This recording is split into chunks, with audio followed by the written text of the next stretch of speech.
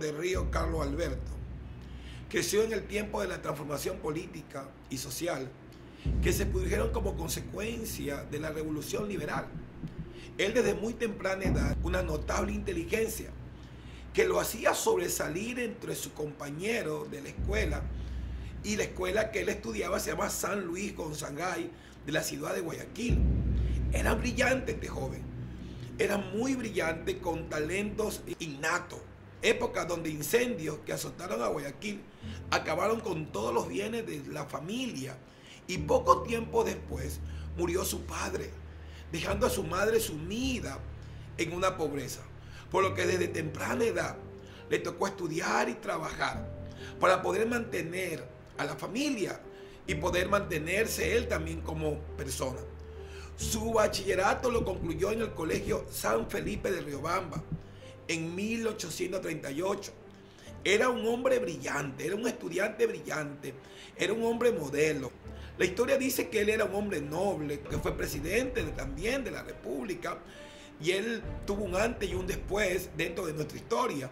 Él fue protagonista de la guerra del 41, ¿no?, donde fuerzas peruanas invadieron nuestro territorio ecuatoriano. Hablar de él es hablar de historia, y hablar de él es volver a la historia, al ser humano como individuo. No se olviden.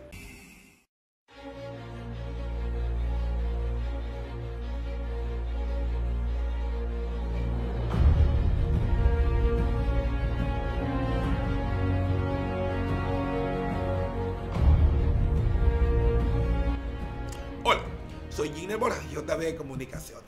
Luego él volvió para ingresar a la Facultad de Jurisprudencia de la Universidad de Guayaquil, donde, haciendo uso de la libertad de estudio, obtuvo un título de doctor en jurisprudencia el 3 de agosto de 1914, pero debió esperar hasta cumplir la mayoría de edad para poder incorporarse el 19 de diciembre al cuerpo de abogados de la República del Ecuador. O sea, era un chico brillante realmente. Era una persona con una capacidad extraordinaria. Hablar de él es remontarnos siempre a la historia. Él fue un político, también fue un orador, un literato, un jurista. Nació en Guayaquil el 29 de noviembre de 1893, hijo del señor Manuel María Arroyo Valencia y de la señora Aurora del Río de Ibera. Comenzó su vida pública como político en 1915, trabajando en favor de la candidatura del presidente, doctor Alfredo Vaquerizo Moreno.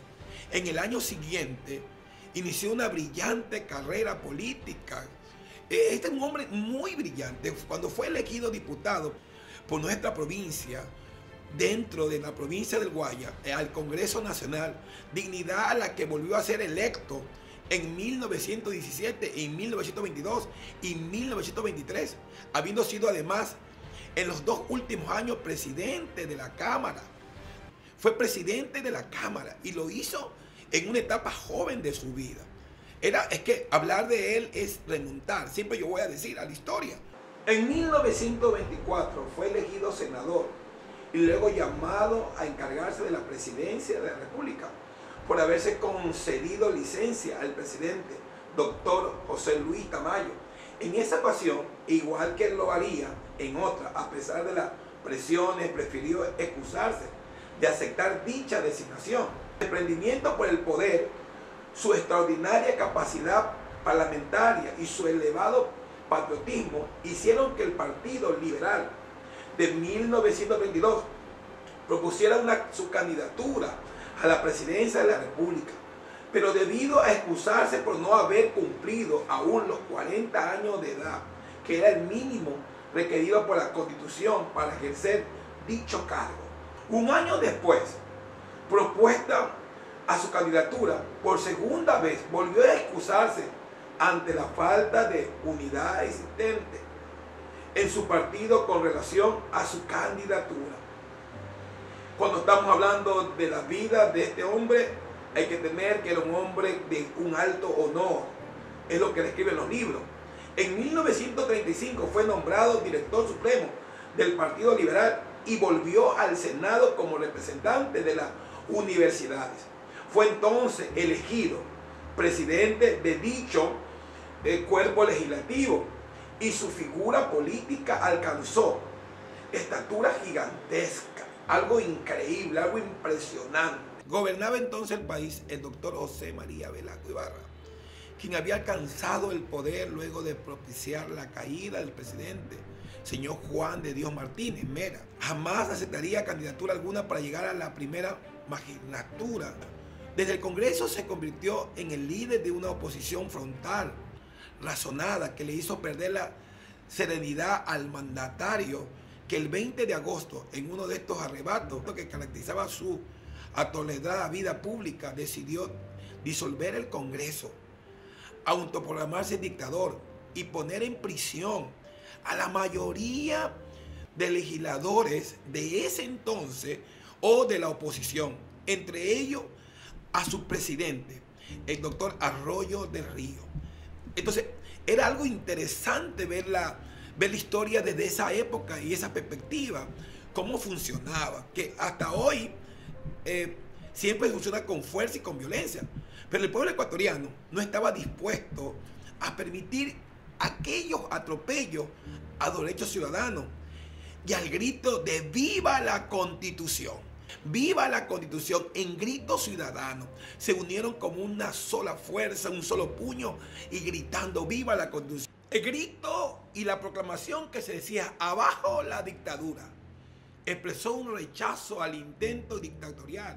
Igual cosa hicieron las Fuerzas Armadas, que respondieron a la indignación popular patriótica de la actitud y procedieron a la destitución del frustrado dictador, a quienes ese mismo día detuvieron para luego obligarlo a que abandonara el país.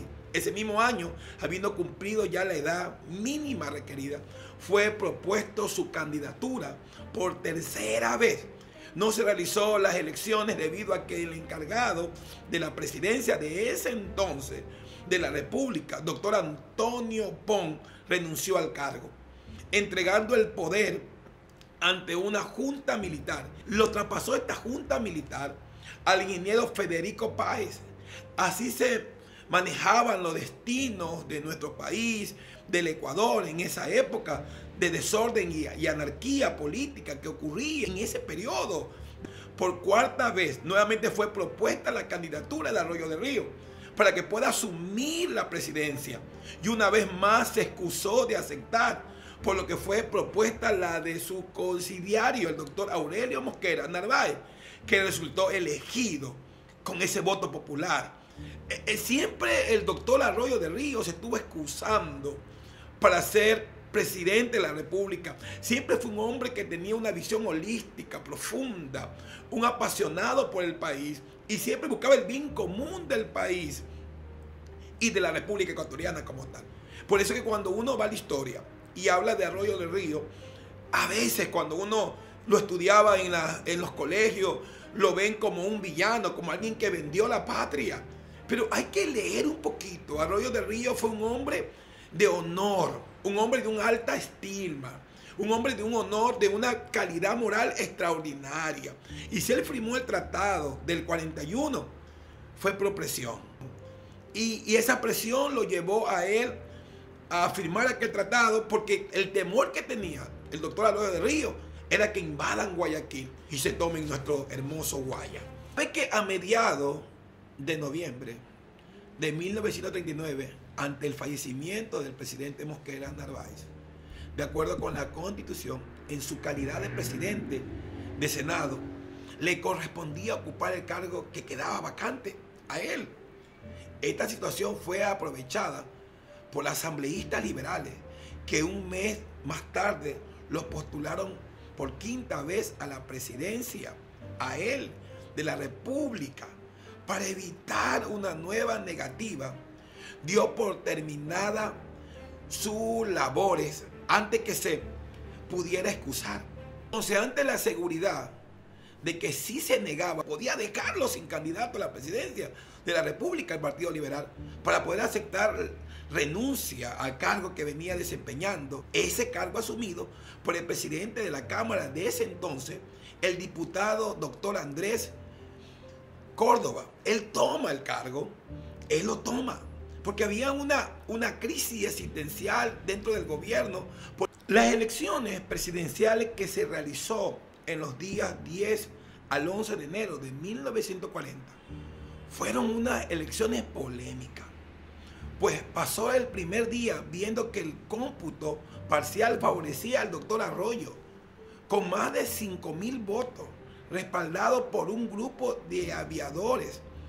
El doctor José María Velasco Ibarra intentó por todos los medios un movimiento revolucionario para desconocer el resultado, acusando al encargado del poder ejecutivo, doctor Andrés Córdoba, de haber preparado un fraude electoral.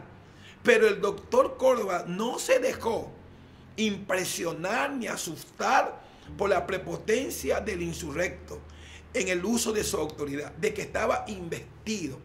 Ordenó que fuera, él muy enérgicamente ordena que fuera encerrado en el panóptico y luego enviado fuera del país. Fueron elecciones muy difíciles en ese momento. Y el respaldo del fraude electoral supuestamente perpetuado por quienes hizo de su vida un camino limpio y aún estaban reconocidos como uno de los juristas y políticos más honorables y correctos de esa época, impoluto y notable del Ecuador, el doctor Andrés Córdoba. Era un hombre brillante, honorable, pero él al ser propuesto, él responde estas palabras. Se dijo que yo había enviado un telegrama a la provincia de Manabí solicitando 46,000 votos para triunfar Arroyo de Río.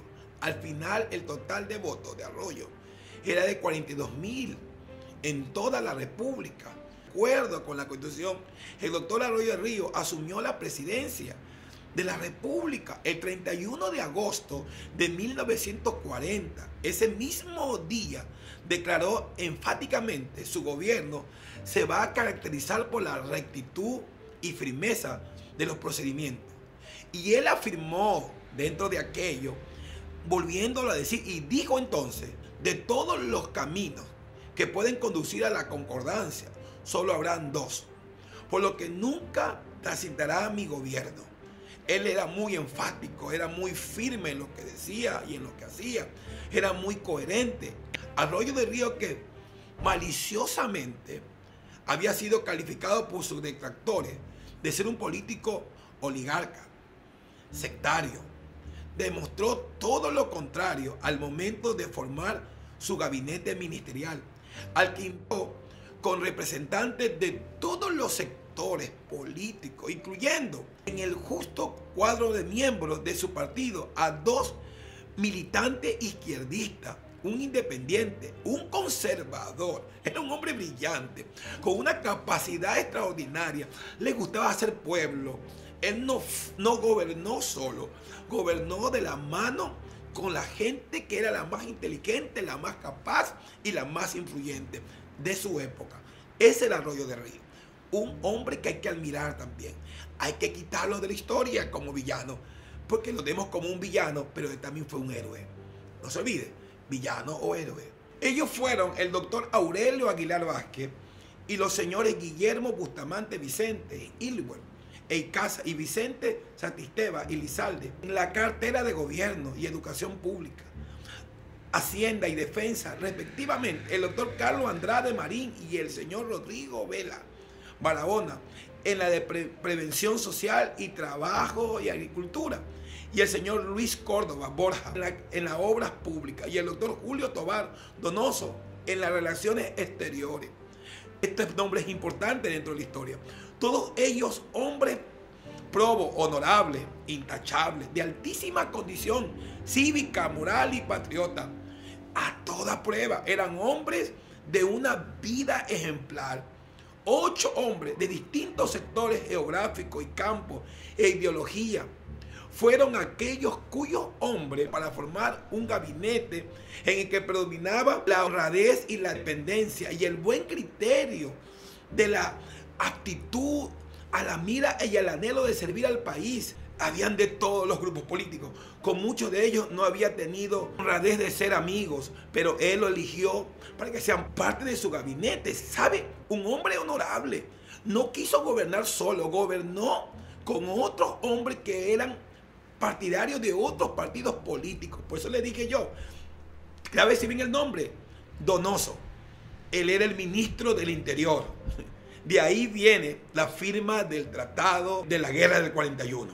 No se había ni siquiera cumplido el primer año de su gobierno, cuando el 5 de julio de 1941, de acuerdo a la costumbre, aprovechándose de la ventaja estratégica, geográfica, que le ofrecía el Tratado de Salomón Lozano y el statu quo, reconocido en la acta del 6 de julio de 1936, sufrimos ataques totales contra la provincia del Oro, Loja, el Oriente, y nuestras pocas fuerzas militares aún lucharon con heroísmo, fueron vencidos, no por el valor, sino por la abrumadora superioridad militar y la traición del enemigo que fue contra nuestro país, sabiendo que era un país indefenso, sabiendo que era un país que no teníamos armamento, ellos nos invadieron. ¿Sabe que la situación de nuestro ejército era verdaderamente desesperada? La falta de preparación, el escaso presupuesto, no nos permitía la compra de materiales bélicos. Aunque el pueblo deseaba ir al frente de batalla, no había cómo armarlo o alimentarlo, ni transportarlo. Ecuador no tenía toda esa estructura del ejército como tal. Esas condiciones de tremenda y dramática desventaja, con su territorio invadido por las fuerzas militares peruanas. El Ecuador asistió a la conferencia de cancilleres en los primeros días de enero. En 1942, grábese en la mente, se reunieron en la ciudad de los Ríos de Janeiro, Brasil, llevando ante este organismo internacional nuestro sangrante problema territorial y nuestra crisis existencial que estaba dentro de nuestro país como tal. Y desde ahí, grábese en la mente que en 1942 Ecuador pierde sus territorios. Ecuador pierde soberanía amazónica. Ecuador pierde en ese tratado que fue dado en Brasilia y con los países garantes. No se olvide que hay que recordar la historia para poder entender al país y amar al país y amar a lo que queremos como parte de una tierra soberana y libre. Recuerde que Ecuador es un país soberano y libre. Siempre será soberano y libre. Y como decía uno de nuestros presidentes, Ecuador siempre será país amazónico. Aunque lo perdimos, pero en las venas de cada ecuatoriano, debe estar presente que Ecuador es un país amazónico por siempre y para siempre. No se olviden, les queremos mucho. Síganos para más videos como estos. Tenemos alguna serie de videos de Arroyo del Río. Tenemos todavía el video 2 que vamos a ir hablando. Tenemos el video 3 sobre la vida de Arroyo del Río, sabiendo que para muchos es un villano o para otros será un héroe. Usted va a ser quien dé un juicio de valor si lo hizo bien o lo hizo mal. Pero hay que siempre recurrir a la historia. No se olvide, le queremos mucho. Suscríbase a nuestro canal, denle like a la campanita, visite nuestras redes sociales. Nuestro canal es un canal variado, de temas variados. En este tiempo estamos hablando sobre nuestros presidentes y sobre algunas cosas que ha tenido el Ecuador que no nos dicen, pero hay que refrescarnos la memoria y hay que tener siempre la historia presente para avanzar hacia adelante, proyectarnos hacia adelante, porque la historia es parte de la vida de un pueblo, de una nación, y de una etnia, de una raza y de todo un país y de todo un mundo. No se olviden, la historia es para recordarla siempre.